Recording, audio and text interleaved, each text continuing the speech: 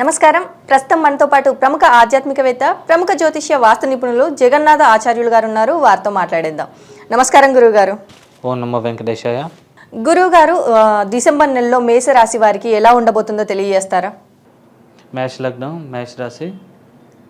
ఈ యొక్క మేషలగ్నం వారికి ఈ యొక్క లగ్నాధిపతి అయినటువంటి అంగారకుడు 8వ స్థానంలో ఉండడం వల్ల కోర్టు మరియు న్యాయ సంబంధమైన విషయాల్లో అనుకూలమైన ఫలితాలు, తీర్పులు ఇట్లాంటివి వచ్చే అవకాశాలు చాలా ఎక్కువగా ఉంటాయి.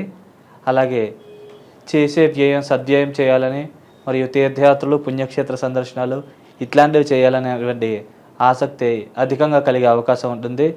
మరియు కుటుంబాభివృద్ధి, ధనాభివృద్ధి ఇట్లాంటివి కూడా జరిగే అవకాశం ఉంది. అలాగే వాక్కుపరమైన ఇంప్రూవ్మెంట్, అంటే సభలలో బాగా ప్రసంగించగలుగుతారు.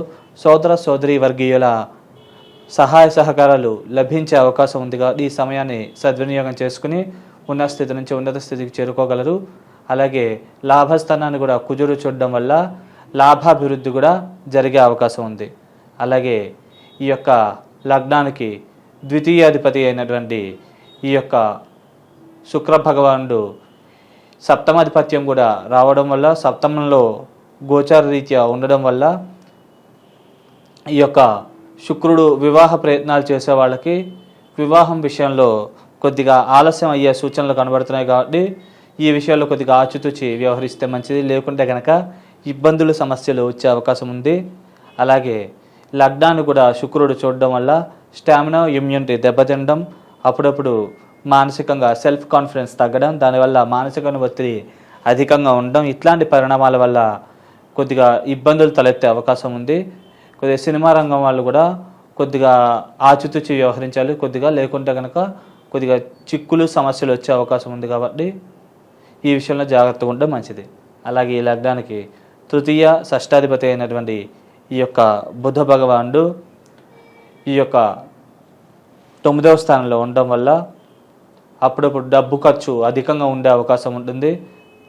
మరియు తండ్రి వర్గీయులతో స్వల్పమైన ఇబ్బందులు, చికాకులు ఇట్లాంటివి ఉండే అవకాశం ఉంది. కాబట్టి ఈ విషయాల్లో కొద్దిగా జాగ్రత్తగా ఉంటే మంచిది.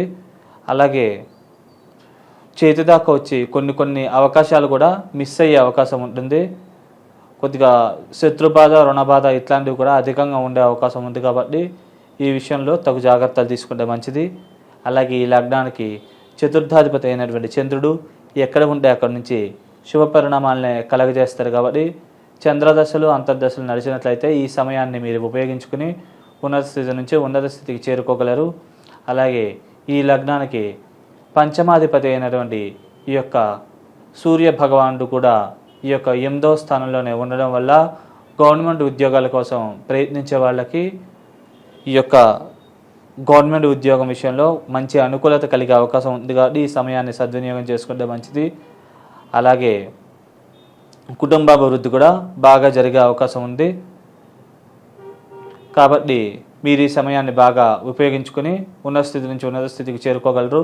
అలాగే 17వ తారీఖు నుంచి ఈ యొక్క సూర్యుడు ధనురాశిలోకి మారడం వల్ల కొద్దిగా భాగ్యాభివృద్ధి, నిల్వధనం పెంపొందడం మరియు అనుకోని విధంగా అదృష్టం కలిసి రావడం, బంగారు ఆభరణాలు ఇట్లాంటివి కొనుగోలు చేయడం, భూములు రేట్లు పెరగడం ఇట్లాంటి విషయాల్లో ఇంప్రూవ్మెంట్ బాగా వచ్చే అవకాశం ఉంది. కాబట్టి ఈ సమయాన్ని సద్వినియోగం చేసుకుంటే అన్ని పరాలకు కూడా లాభించి యోగించే అవకాశం ఉంది. అలాగే ఈ యొక్క లగ్నానికి నవమ మరియు వ్యయాధిపతి అయినటువంటి గురు భగవానుడు ఈ యొక్క లగ్నంలో ఉండడం వల్ల స్టామినా, ఇమ్యూనిటీ పెంపొందడం, అలాగే విద్యాభివృద్ధి మరియు చిన్నపిల్లలతో ఆడుకోవాలనే ఆసక్తి అధికంగా కలగడం, బంగారు ఆభరణాలు కొనుగోలు చేయాలనే ఆసక్తి, నిల్వధనం పెంపొందడం ఇట్లాంటి పరిణామాలు జరిగే అవకాశం ఉంటుంది.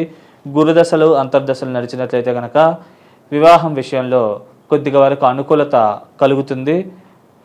ఏమైనా కానీ కొద్దిగా పెద్దవాళ్ళని సంప్రదించి వారి ద్వారా ముందుకు వెళ్ళినట్లయితే కనుక మంచి సంబంధం లభించే అవకాశం ఉంటుంది. కాబట్టి ఈ సూచనని పాటించగలరు. అలాగే ఈ యొక్క లగ్నానికి దశమ లాభాధిపతి అయినటువంటి ఈ యొక్క శనీశ్వరుడు లాభస్థానంలో ఉండడం వల్ల లాభాల పేరుతో స్వల్పమైన నష్టాలు జరిగే అవకాశం ఉంది. శని దశలు అంతర్దశలు నడిచినట్లయితే ఈ ప్రభావం ఇంకా ఎక్కువగా ఉండే అవకాశం ఉంది. అలాగే శని విద్యాస్థానాన్ని కొద్దిగా చూడడం వల్ల విద్యలో కూడా స్వల్పంగా మార్కులు, మెరిట్ ఇట్లాంటివి తగ్గే అవకాశం ఉంటుంది.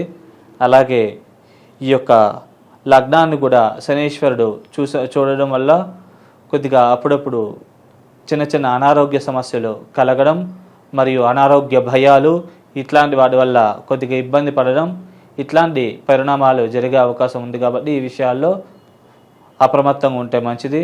అలాగే ఈ లగ్నానికి 12వ ఇంట్లో రాహువు, అలాగే 6వ ఇంట్లో కేతువు ఉండడం వల్ల వ్యక్తిగత జాతకంలో ముందరగా రాహు మహాదశ అయిపోయి కేతు మహాదశ మిగిలి ఉన్నట్లయితే కనుక ఈ యొక్క రాహుకేతుల ద్వారా మేలు లాభం పొందే అవకాశం ఎక్కువగా ఉన్నది. ఎందుకంటే ఈ యొక్క కేతువు 12వ స్థానాన్ని చూడడం వల్ల తీర్థయాత్రలు, పుణ్యక్షేత్ర సందర్శనాలు ఇట్లాంటివి చేయాలనే ఆసక్తి అధికంగా కలిగే అవకాశం ఉన్నది. అలాగే లోన్లు కూడా తొందరగా మంజూరు అవుతాయి. అలాగే భూముల రేట్లు, స్థల రేట్లు ఆల్రెడీ కొనుంటే కనుక అవి ధరలు పెరిగే అవకాశం ఉంది. కాబట్టి సద్వినియోగం చేసుకుంటే మంచిది. అలాగే శత్రు రోగ రుణాది పీడలు కూడా బాగా తక్కువగా ఉంటాయి. కాబట్టి ఒకవేళ మీకు వ్యక్తిగత జాతకంలో కనుక మీకు కేతు మహాదశ అయిపోయి రాహు మహాదశ మిగిలి ఉన్నట్లయితే కనుక ఈ విషయాల్లో ఎక్కువగా బాధింపబడే అవకాశం ఉన్నది. కాబట్టి తగు జాగ్రత్తలు తీసుకుని ముందుకు వెళ్తే అన్ని పరాలకు కూడా యోగించి లాభించే అవకాశం ఉంటుంది. కుటుంబాలతో కూడా సత్సంబంధాలు అవన్నీ మెరుగుపడతాయి. కుటుంబంలో వ్యక్తులు బాగా అర్థం చేసుకుంటారు. అర్థం చేసుకుని మీరు ఏదైతే సంకల్పించుకున్నారో ఆ పనికి తగ్గ సహాయ సహకారాలు వాళ్ళ ద్వారా లభించే అవకాశం ఉందండి. విదేశాలకు వెళ్ళాలనుకునే వాళ్ళకి ఈ విదేశీ ప్రయత్నాలు అయితే బాగా అనుకూలంగా ఉంటుంది. ముఖ్యంగా వ్యక్తిగత జాతకంలో రాహు మహాదశ అయిపోయి కేతు మహాదశ మిగిలి ఉంటే కనుక ఈ యొక్క అవకాశాలు ఇంకా కొద్దిగా ఎక్కువగా ఉంటాయి. వీళ్ళ వ్యక్తిగత జాతకంలో ముందుగా కేతు మహాదశ అయిపోయి రాహు మహాదశ మిగిలి ఉన్నట్లయితే కనుక కొద్దిగా వీసా, పాస్పోర్ట్ ఇట్లాంటివి మంజూరు అవడం విషయంలో కొద్దిగా స్వల్పమైన జాప్యం జరిగే అవకాశం ఉంది. మిగతా అన్ని పరాలకు కూడా బాగానే ఉంది. వ్యాపార అవకాశాలు కూడా బాగున్నాయండి. నూతన వ్యాపారాలు చేసే వాళ్ళకు కూడా కొద్దిగా బాగా యోగిస్తుంది. కాకపోతే ఏంటంటే కొద్దిగా టెన్షన్ పెట్టి రిజల్ట్ ఇస్తుంది. పెట్టిన పెట్టుబడి అయితే సేఫే అండి. కాకపోతే లాభాలు మాత్రం అంత అనుకున్న స్థాయిలో రాకపోవచ్చు. కాకపోతే వ్యాపారాలు అయితే ప్రారంభించవచ్చు, ఇబ్బంది ఏం లేదండి. అంటే ముఖ్యంగా ఈ ఆరోగ్య సమస్యలు అంటే కనుక మెయిన్ శుక్రుడి యొక్క పాపదృష్టి లగ్నం మీద ఉండడం వల్ల వస్తుంది. మెయిన్ అంటే యథాశక్తిగా శుక్రుడికి సంబంధించిన స్తోత్రము ఏమైనా చదువుకొని బొబ్బర్లు శుక్రవారం దానంగా ఇవ్వడం కానీ, లేకుంటే ఆవుకి ఉడకపెట్టి ఆవుకి తినిపించడం కానీ ఇట్లాంటి పరిహారాలు చేయడం మంచిది. అలాగే రెగ్యులర్గా కూడా ఈ యొక్క హనుమాన్ చాలీసా పారాయణ రెగ్యులర్గా చేసుకుంటే కనుక ఈ యొక్క సమస్యల నుంచి తొందరగా బయటపడే అవకాశం ఉంది.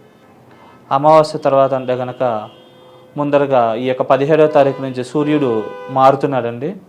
ఈ యొక్క సూర్యుడు ధనురాశిలోకి మారడం వల్ల కొద్దిగా నిల్వధనము మరియు నిల్వధనం పెంపొందడం, సోదరి వర్గీయుల సహాయ సహకారాలు లభించడం ఇట్లాంటి పరిణామాలు జరిగే అవకాశం ఉంది. ఈ యొక్క 28వ తారీఖు నుంచి కూడా ఈ యొక్క కుజుడు మారడం వల్ల ఈ యొక్క అనుకూలత ఇంకా పెరిగే అవకాశం ఉంది. ఎందుకంటే కుజుడు కూడా భాగ్యస్థానంలోకి ఈ యొక్క 28వ తారీఖు నుంచి రావడం వల్ల ఇంకా ఈ విషయంలో అనుకూలత పెరిగే అవకాశం ఉందండి. డిసెంబర్ నెలలో మేషరాశి వారికి ఎలా ఉండబోతుందనేసి చాలా చక్కగా వివరించారు గురువు గారు. ధన్యవాదములు.